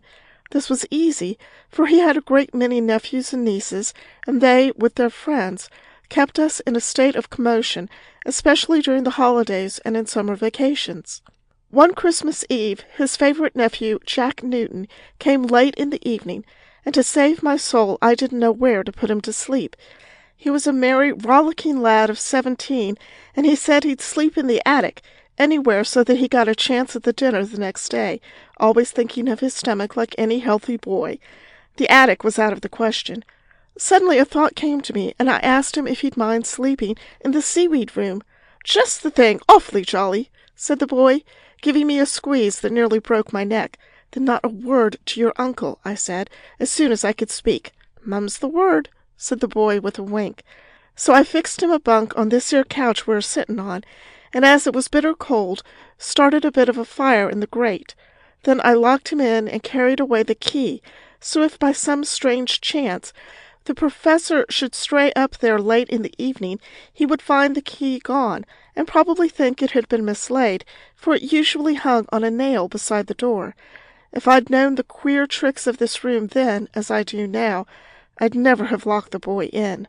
What happened during that night I got straight from Jack himself. It seems he went straight to sleep and never woke till the faintest bit of daylight was stealing into his window. Then he was aroused, poor chap, by a low murmur of voices, and sitting up he saw on the hearth 2 figures talking together, one a girl with long black hair, and the other a young man who held her hands and was bending his face down to hers. Both of 'em was dripping wet, and he could hear the trickle of the water as it fell on the big stone hearth they were standing on. Their faces were turned from him, but in the girl's hair was tangled a quantity of seaweed. Did I tell you Jack was a plucky little fellow? He was, to the backbone. He said to himself that what he saw was an optical delusion, I believe he called it, that there was nobody but himself in the room. There couldn't be, because the door was locked. "What do you want? Who are you?" he cried, and with that jumped out of bed and came straight towards the 2 figures. As he advanced, they retreated toward the window, and when he reached the window, there wasn't anything there, though the window was shut, except for a little space at the top. Well, Jack went back to bed and lay thinking it over for an hour, then fell asleep again. He was perfectly healthy, Jack was, and hadn't much idea of the supernatural. But now comes the strange part of it. For as he was dressing the next morning, what did the boy find but a pool of salt water on the stone hearth, and that little hollow you can see from here that has been worn in it, and lying in it a bit of fresh seaweed in which was tangled a long black hair. Then, as Jack told me, his own hair began to rise in good earnest, and he was scared.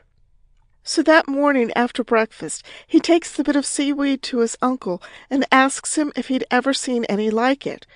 The professor looked at the piece of wet weed, and his color went like the going out of a lighted taper. "It's an uncommon variety," he said, "as it's never found except on the bodies of drowned people. Where did you get it, Jack?" And he looked at the boy wild-like, for I was a-watching of him from the passageway. "I found it in my room," blurted out the boy. "There was a couple of people in there last night, uncle, dripping wet." "What do you mean?" gasped his uncle, looking at him strangely. "Come and I'll show you," he says, in spite of the fact that I was shaking my fist at him from the hallway. So together they went up to the seaweed room, I following to explain why I had taken the liberty to lodge Jack there. But the professor never noticed me. He followed Jack into the room, white to the lips, and kneeling down, examined the little pool of water on the hearth. "It's sea-water," he whispered after a moment. "What did you see, boy? Tell me everything." "There's nothing much to tell, uncle," went on Jack in his straightforward way. "The girl's hair was down her back, all wet and full of seaweed. And see, here's a long black hair in the seaweed I found." The professor looked, then gave a cry such as I hope never to hear again, and fell back on the floor unconscious. He came back to life, but never was well after it, and he died 6 weeks afterward. Before he went he became communicative, and the secret of his wife's death came out. He and his wife were on a small boat, the last to leave the sinking vessel, together with a few other passengers and one sailor. The professor, being a man of authority and a well-known seaman, was in charge of the boat. Just as they were pushing off, they saw a figure clinging to the mast just above the water. It was Mrs. Linwood's cousin and former lover. At this she cried to her husband to put back to the ship and rescue him, and took on so at his danger that the demon of jealousy entered her husband's soul, and he swore it would be impossible to go back, and that to take another person into the boat would sink it. At that moment the mast disappeared, and as it did so the young man sprang into the sea, waving a farewell to his cousin. Then, with one look at the professor that he never forgot to his dying day, she too jumped overboard and probably sank immediately. At least the body could not be recovered. Yes, it was a strange thing, those two coming back, if it was them, to this room. Those who have book learning can make it clear, perhaps, that I'm only an ignorant old woman and don't understand these deep things. I can only tell it to you just as it happened. End of Section 3. Recording by Julie Burks.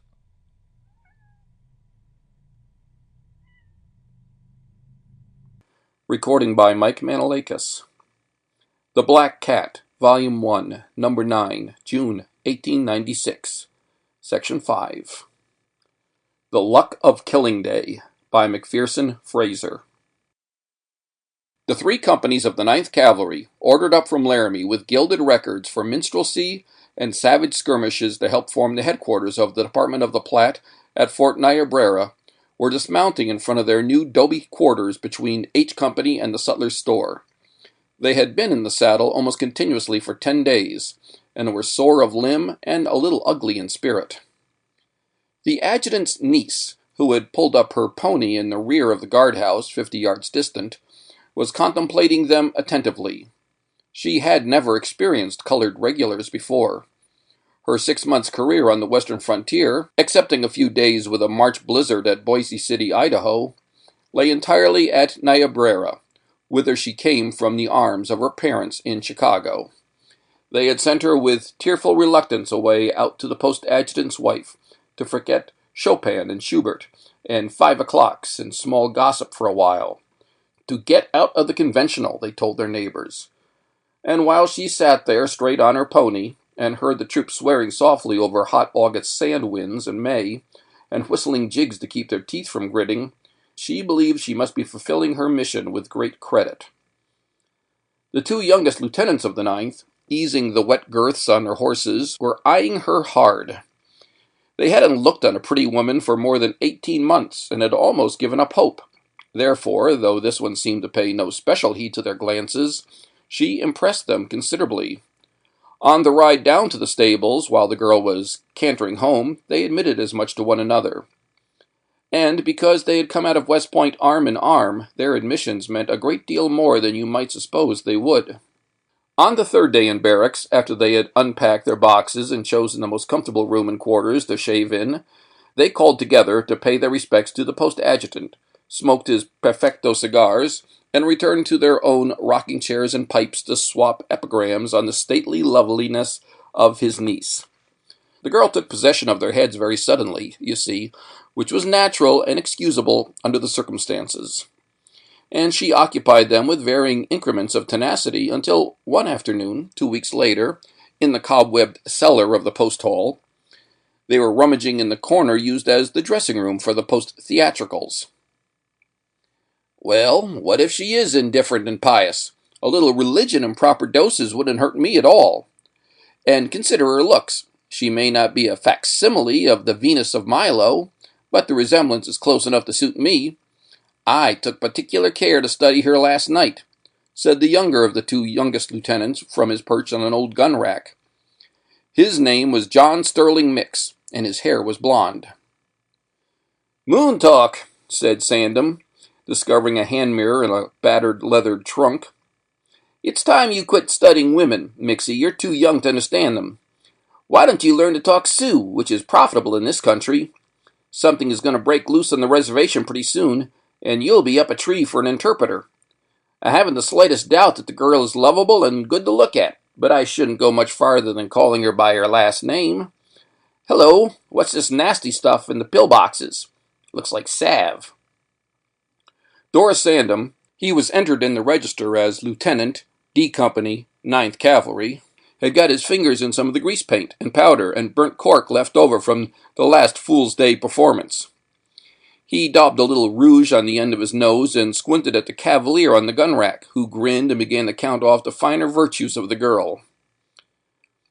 "If you don't let up, Mixie," Sandom shouted, "I'll be obliged to smear you with this rouge.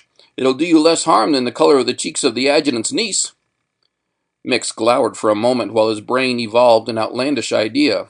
Then he said, "Dory, I will make you a proposition.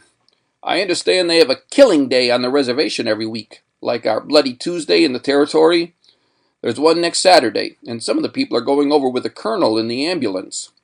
Now, suppose we get out our leggins and borrow a shirt and ride in with the Indians. We can give those skunk eaters a few pointers on punching. Come, boy, what do you think? There's your grease paint. See if you can find any burnt umber in that trunk. Yes, there's enough to paint a house. Think of the sport." "I think," Sandom answered, eyeing him quizzically, "that you are one of the most ingenious fools I have—" "Wait," Mix interrupted. "I'm looking for sport, but I'll make it an object for you, in dead earnest. If you kill first, I agree to quit talking about the girl, but of course I may call on her as often as she pleases. If I kill—" "I accept a proposition, Mixie," cried Sandom, "with absolutely no ill feeling. The sutler will drive us over, and we can make some kind of a deal about dressing at the reservation. You are not only an ingenious fool, but a daredevil. Come along home, it's dinner time." On Saturday, about an hour after guard mount, the two youngest lieutenants got into a double-seated buckboard in front of the sutler's store with a bundle that contained a small hand mirror and 3 boxes of burnt umber. Then the pudgy little sutler climbed in with a box of long pine Havanas and touched his whip to the nigh mule. The 6-mule post ambulance, which was used on all occasions as a stagecoach, had gone on half an hour before with a distinguished and expectant party. By the time the buckboard was out of sight of the post and across the Niobrara ford, the two youngest and the sutler were chatting merrily over their cigars. "Oh, yes," the sutler was saying, "we manage to take things as they are up here and keep in decent spirits. The minstrel show and the hops, and the dinners at the colonel's and the doctor's, kind of make up for the bad winter months and the sand fleas. Of course, it's the same doggone old story, week in and week out. Until you people came, we hadn't a new arrival for more'n 2 years, excepting Indians and the paymaster, and Miss Corliss, the adjutant's niece. I reckon you've met her. Well, she come out last November, green and somewhat shy for this part of the United States. The doctor's daughter is the only other girl we have, and she's at school in Boston. When she comes home, the 2 girls ought to make a pair worth your while, I tell you." The sutler twisted his mouth into a smile. Mix bit the end off a fresh cigar and asked if Miss Corliss had ever enjoyed a killing day. "She hasn't even seen one, sir. She bought some smelling salts at the store yesterday. Stylish girl? She is that. I don't know of any handsomer this side of Omaha, upon my socks I don't. Excepting the doctor's daughter, and we kind of got used to putting her first. We can't somehow get over it." So the talk ran while the buckboard jolted easily over the lumpy, springy buffalo grass of the level prairie. Whenever the sutler flagged a little on Miss Corliss, Mix promptly reminded him, and was in turn reminded by a nudge from Sandom, who found difficulty in squeezing in an occasional question on the condition of the reservation and the possibility of a war dance. By the time Mix had extracted a bookful on the adjutant's niece, the buckboard was in sight of Spotted Tail Reservation. "We'll drive over to Black Wing's log house," the sutler said. "You can dress there while I hunt up a couple of ponies. I suppose you'll want 'em fast and don't mind a little of the devil. But look out if they have sore backs. I don't know, maybe Black Wing himself is going to kill today. He usually does when there's company from the post." By 2 o'clock, the long, thin processions of bucks and squaws which had been stringing out from the 4 corners of the reservation were gathered around the fence of Black Wing's corral. The dusky heads capped the pointed birch slabs as if they were spiked, Excepting the monotonous mumbling of 3,000 guttural voices, the crowd was remarkably quiet. Some of it was squatting indolently on sleepy ponies, but most of it was afoot in yellow and gray and red blankets, and ill-fitting cutaway coats and buckskin breeches, and cast-off cavalry raiment. Against the fence, near the long bar gate, the post ambulance was drawn up, and on top of it, in camp chairs under red and white parasols, sat the colonel and his wife, and the post adjutant and Mrs. Urquhart, the sutler's wife, and a black-eyed girl under a big leghorn hat. She looked down with studious tranquillity along the rows of ugly faces turned toward her, or watched the dozen steers that were grazing lazily in the center of the corral. She was getting some more of that experience which her parents had told her would be unconventional, and already she was thinking how much of it she would send them on grayish-blue paper in a small square envelope that very night, not forgetting to mention the strong smell of Indian that was everywhere in the air. Presently the mumbling along the fence grew louder, and as the bar gate was slowly shoved open and 6 bucks rode in bareback at a lope, it swelled into lusty shouting. 2 of the riders, in tight beaded buckskins and flannel shirts, wore red calico on their heads and toed in. Another, the brawniest of the batch, had 3 speckled feathers in his hair and sat his pony as if he were posing for a photograph. That was Blackwing. According to custom, the riders swung to the right and cantered down around the corral and back to the gate, waking up the herd and saluting the party on the ambulance with waving of hands, amidst prolonged howling from the throats along the fence. Then there was a lull which fell to dead silence while Blackwing raised his broad buoy as high as he could reach, uttered a piercing coyote cry, and charged into the herd. He bore down on the beast with the longest horns and dealt it a swooping, savage, crunching blow behind the shoulder with all his might, then drew back a little, brandished his dripping knife, and sprang in again. The show had now begun. A mighty hurrah went up from the crowd along the fence as all the riders closed in for the fight and slaughter, and while they punched and slashed on left and right, and spattered themselves with hot blood, the applause broke into frantic screeching, and the 3,000 spectators jumped up and down and waved their hands, and dug their dirty nails into the fence for joy. 2 steers dropped on their knees and toppled over. The crazy herd seemed to understand, and made a furious dash for the lower end of the corral, came together, hugged the fence, and stampeded in sheer terror, with the ponies on a run at their clattering heels in a cloud of dust. If you have never seen Bleeding Texas cattle stampede, with their long-horned heads shaking frantically close to the ground, and their big eyes glistening, there is at least one kind of excitement you haven't experienced. The herd was rounding past the gate, well bunched, when suddenly there went up from along the fence a yell that split the air. One of the bucks with red calico on his head had been pitched from his pony. Sandeman warned Mix that his ticklish pony might throw him, and when he saw the boy lying at the lower end of the corral in a heap, motionless, with a frenzied herd aimed straight at him, he grew a little pale under his grease paint. As he swung away from the bucks and kicked his pony into a dead run, the crowd quit screeching, and with jaws set watched him race to beat the plunging herd. At 75 yards, he passed it. 6 lengths farther, he threw himself full length half off his pony's back, swooped out and down, snatched a handful of slack in the back of Mix's shirt, and took up the race again, lugging 155 pounds of limp helplessness. It was a magnificent showing of skill and nerve, and the crowd said so at once with an outburst of shrieking that increased to a panic when it realized that both bucks were white men. Sandham's shirt was ripped to his waist, and Mix's blond head was bare, to say nothing of the plaster of sand and grass on his face, where the paint wasn't rubbed off. The willing little beast that bore them was badly frightened, and Sandham couldn't stop him until some time after Mix had been dropped in a lump near the ambulance. The boy was unconscious. He was a hard-looking case, lying there flat on his back with clenched fists. The colonel felt him all over, swearing violently, and said that his left leg was broken below the knee. They turned the seats over in the ambulance and laid him out on the rubber mattress, with the sutler's wife's shawl for a pillow. When he came to his senses, Miss Corliss was wiping his face with one hand and holding a bottle of smelling salts to his nose with the other. "You're a good creature," he said weakly. "Where are we? Where's Dory?" "He's on the box with the driver," Miss Corliss answered. There was a slight quivering in her voice. "He said that I would know how best to take care of you. "We're about halfway to the post, I should think." There was a look of surprise on the face of the sentry at the guardhouse as the colonel and his party rode into the post in the sutler's buckboard behind a pair of steaming mules. And by the time the post surgeon had a bed ready at the hospital and the ambulance had arrived, everybody knew the story and accounted Sandom a hero. In the mess room of D Company, he was voted fit for a brevet captaincy, and Miss Corliss and her smelling salts were unanimously recommended for the Red Cross. After 20 days, the post surgeon gave Mix permission to be carried out on the hospital veranda.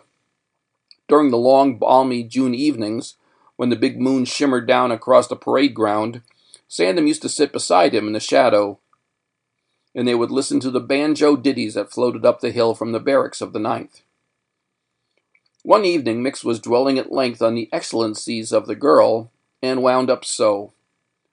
"You know, Dory," he said, "I really like that girl. What would you say if I should take 3 months' leave and marry her?" "I shouldn't think much of the girl," Sandom answered. "I found out today that she was engaged." Mix eased his leg a little and exclaimed, "The devil you say." "Fact," said Sandom. "She's engaged to me." End of section 5. End of The Black Cat, Volume 1, Number 9, June 1896.